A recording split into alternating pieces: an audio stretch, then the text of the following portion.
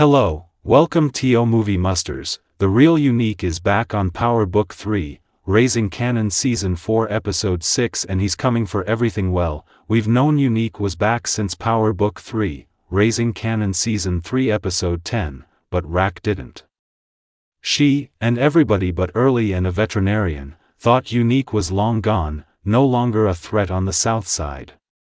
She and everyone thought wrong. I was starting to worry about how long they would keep Unique hidden, because there's only so long you can hide in plain sight. With each move Unique made, he was putting himself out there more and more, and at some point, somebody was going to see him and realize, damn, you look a lot like Unique.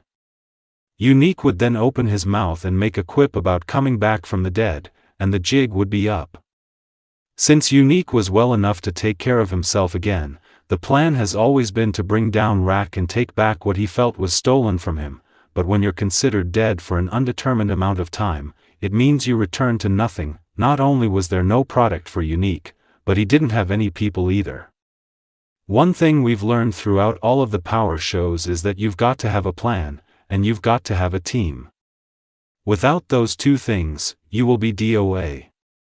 Unique was smart enough to recognize that the only hand he really had to play was to recruit others who hated Raq or, at the very least, would agree to bring her down. That's why he went to Teresa Bocelli in the first place, that he played on her grief, and then he got in front of Russo so he could try to play multiple angles. Russo wanted to avenge Sal, but maybe even more than that, Stefano was the kind of boss he would love to be. Unique's initial pitch to Russo didn't get him anything but a headache, but when he returned to him during Power Book 3, Raising Kanan Season 4 Episode 6, he had much more to offer. Unique has always been highly ambitious and intelligent. You could never ascend to the heights he did without those two traits, but since his return, he's been consumed by revenge and unable to see much beyond it. Yes, he has dented Raq's business, but he also has no clue what Raq has been up to behind the scenes. He's got OC heavily in his snitch bag, which has given him some intel, like utilizing Quan, but he doesn't actually know what Raq is currently up to.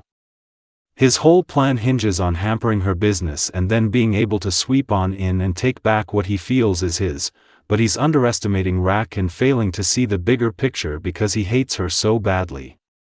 And his hatred isn't even rooted in reality. Raq didn't try to kill him. Sure, she mourned him for like the amount of time it took her to smoke a cigarette and capitalized on opportunities his death presented her, but she wasn't the enemy then. Did you see how strongly he reacted to Russo calling Raq his girlfriend? He hates that lady now, y'all. And it was already at alarming levels of hatred, and it looks like it will only get worse now that he's made his presence known. Raq's been trying to figure out who was sabotaging her, but even more, she wants to move her product and is looking to start her next venture. Having Unique back, someone with a vendetta looking to encroach on her business, throws a wrench into absolutely everything. Stefano has backed her and been with her from the jump because she yields results, but she also hasn't had any competition. That's all changed now. And what about Hafiz? Yes, he just agreed to a deal, but what will he think when he realizes a potential war is brewing on the streets, and Raq isn't the only game in town? Things just got real spicy overnight, like we knew it would, because both Raq and Unique are off kilter right now, which wasn't necessarily the case when the two went up against each other in the past. On the one hand, the show needs to move beyond the Raq and Unique beef because we've been there and done that before, but things are so different from the first time we saw at odds. Raq's the true apex right now, with Unique a steady underdog, but neither one knows what they're truly up against this time. Raq doesn't know what Unique has up his sleeve yet, and Unique doesn't know all the plans Raq has set in motion. This is to say nothing of their past personal relationship and the feelings that were once present between them. Unique is mad as hell, and I don't see that changing no matter what Raq tells him, but there will always be a cloud hanging over them because there was a time when there were real and complicated feelings. They may have morphed into something else over time but may still be there, hiding under the surface. We have 4 more hours to see this war pop off, and I could not be more excited. You know what was also exciting during this one? It's weird to say, but seeing the evolution of Jukebox has been gripping this season because we are witnessing the transformation right before our eyes. It's happening so fast that it almost feels abrupt, but we've seen Jukebox in pain every season, from Nicole's death during Power Book 3, Raising Kanan Season 1 to everything that she went through with Marvin and her mother. She's been to hell and back, and she's broken slowly over time. When she told Marvin that it was everything affecting her right now, I felt that because I thought about what Jukebox has been through in her short life. She's been pushed to the limit many times, and it's a miracle she didn't snap sooner. Her short foray into the army left her with two things: the desire to stop hiding who she was and a penchant for shooting. It was a little eerie seeing her eyes light up when she was doing target practice, but then again, she found something she was good at, and it was clearly something she took from the army that grounded her. But it's one thing to want to go to a shooting range when you're feeling some pent-up anxiety, and another to take your practice out into the streets in broad daylight. Everything about Famous dying was sad, especially for Kanan, because that was his best friend and brother, even if we saw their bond fracture in real time during. Still, Kanan grew up with Famous, and he loved him, as did all the Thomas family, so his death proved to be a major blow. Kanan only really gets overly mad at Raq these days. Still, the anger he was displaying about Famous's death was shrouded in pain, and he was liable to do just about anything if presented with the opportunity, and that was something that scared both Raq and Krystal. Revenge just runs rampant on the South Side, and all it took was a crumb of information about who killed Famous, and Kanan and Jukebox were off to the races. Kanan and Jukebox ambushing those guys was the most like their older selves we've ever seen in this prequel. Jukebox running her gun down that kid's face gave me chills because that was the Jukebox we know. That was the Jukebox who didn't care about anything or anyone, and you could see that in Jukebox's eye when she was staring those boys down and ready to kill them all if it came to it. I've talked about waiting to see that switch in Kanan, but we just witnessed a real switch in Jukebox. I felt for Marvin when he was trying to talk to Jukebox because you could see how out of his depth he was. He never wanted Jukebox near the life, and he encouraged her to pursue singing and would have encouraged her to do just about anything that wasn't following in his footsteps. Say what you want about Marvin, but he's self-aware. He understands that he's not perfect or even a good person, and he's never been content to watch his daughter become someone like him, but much like Raq and Kanan, as Jukebox grows into her own woman, that becomes more and more out of his control. Ultimately, Kanan and Jukebox don't get any closer to finding out who killed Famous because those boys certainly were too damn scared to have done it. But the cops? Why would the cops kill Famous? It doesn't make sense to me, but sometimes trying to make sense on a power show can be a fruitless adventure that makes you slightly feral and annoyed. Everything else you need to know. I love that the first thing Unique did when he got a small victory was to get a shape up and a new set of clothes.